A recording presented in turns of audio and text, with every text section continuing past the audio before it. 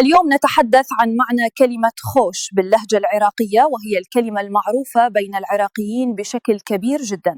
كلمة خوش من أكثر الكلمات انتشارا باللهجة العراقية، وتستخدم للتعبير عن الإعجاب والرضا بشكل يومي بين الناس دائما. يستعمل العراقي كلمة خوش لوصف الأشخاص والأشياء والمواقف الإيجابية بطريقة بسيطة وسلسة وقريبة للقلب عند الجميع دائما تقريبا. عندما يقول العراقي خش فهو ينقل شعورا إيجابيا مختصرا دون الحاجة لشرح طويل أو تفصيل إضافي أو مطول. تقال كلمة خوش في مواقف الفرح والنجاح والإعجاب وحتى المجاملة اليومية بين الناس في الحياة العراقية العامة دائما.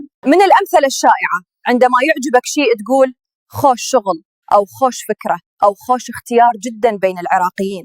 وتستخدم أيضا لوصف الأشخاص مثل القول خش إنسان للدلالة على الأخلاق الطيبة والتعامل الحسن معه دائما بين الناس. والمعنى الحقيقي لكلمة خوش هو الجيد أو الجميل أو المناسب حسب سياق الجملة المستخدمة عند العراقي في كلامهم. كلمة خوش ليست عربية فصحى بالأصل، بل دخلت إلى اللهجة العراقية من لغات أخرى عن قديمة مجاورة تاريخيا للعراق. يرجح الباحثون أن أصل كلمة خوش فارسي، ومعناها الحسن أو الجميل أو الجيد في الاستخدام اللغوي الشعبي اليومي. انتقلت كلمة خوش إلى العراق قديما بسبب التداخل الثقافي والتجاري بين الشعوب المجاورة عبر القرون الماضية بشكل طبيعي. مع مرور الزمن أصبحت خوش جزءا أساسيا من الكلام اليومي العراقي في جميع المحافظات دون استثناء تقريبا أبدا.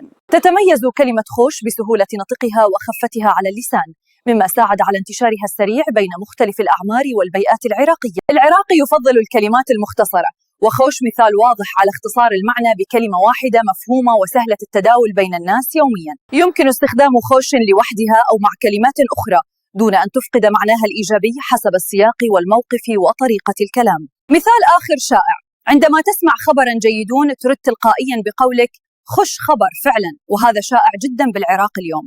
وتستعمل خش أحيانا للتشجيع، مثل قولك لشخص خوش استمرار أو خوش خطوة موفقة في العمل والحياة اليومية العامة. رغم بساطتها تحمل كلمة خش طاقة إيجابية قوية تؤثر على نفسية السامع وتمنحه شعورا بالراحة والقبول الفوري غالبا. لهذا يكثر استخدامها في العراق مقارنة بلهجات عربية أخرى تمتلك بدائل مختلفة للتعبير عن المعاني الإيجابية نفسها تقريبا. الأجيال العراقية تناقلتها شفهيا حتى أصبحت رمزا لغويا مألوفا في المجتمع العراقي الشعبي اليومي بلا انقطاع زمني واضح. كلمة خوش مثال حي على مرونة اللهجة العراقية وقدرتها على استيعاب كلمات جديدة وتطويعها بما يناسب الثقافة المحلية. فهم كلمة خوش يساعد غير العراقيين على فهم المزاج وطريقة التعبير العراقية اليومية البسيطة بسهولة وسرعة أكبر دائما. لهذا تبقى خوش من أجمل الكلمات العراقية، بسيطة لفظا وعميقة معنى وانتشارا في الحياة والكلام الشعبي العراقي المعاصر. انتظرونا في معاني كلمات جديدة باللهجة العراقية. إن كنتم تريدون معرفة معنى أي كلمة اكتبوها بالتعليقات. في أمان الله.